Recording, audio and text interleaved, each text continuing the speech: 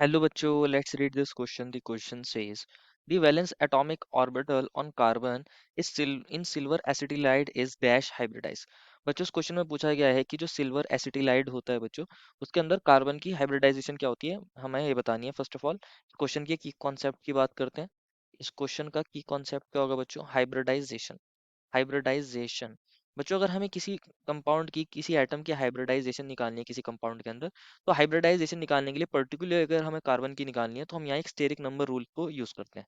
किसको यूज करते हैं? स्टेरिक नंबर को यूज करते हैं। स्टेरिक नंबर के अकॉर्डिंग हम क्या करते हैं, हमें कार्बन के अंदर जब भी हम स्टेरिक नंबर निकालते हैं तो सिग्मा बॉन्ड्स को काउंट करते हैं, सिग्मा बॉन्ड्स को काउंट करते हैं, और लोन पेयर को काउंट करते हैं या इलेक्ट्रॉन पेयर को काउंट करते हैं, लेकिन यहाँ पर पाई बॉन्ड्स को काउंट नहीं करते।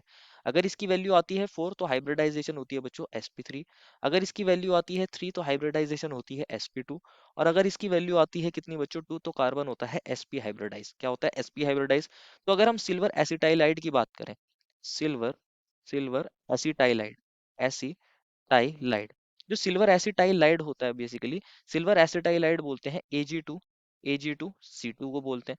इसके अंदर क्या होगा? ये कार्बन कार्बन के बीच में ट्रिपल बॉन्ड होगा, और यहाँ पर ये Ag है, और यहाँ पर एक और Ag है, और यहाँ पर Ag और C के बीच में हम दिखा सकते हैं बॉन्ड। यहाँ पर जो Ag और कार्बन के बीच के बॉन्ड होते हैं, जानते ही हम कार्बन और सिल्वर के बीच का बॉन्ड कैसा होता है? Predominantly covalent. तो अगर हम इस कार्बन की बात करें, इसके पास टोटल एक सिग्मा बॉन्ड ये रहा, एक ये रहा, और दो पाई बॉन्ड है।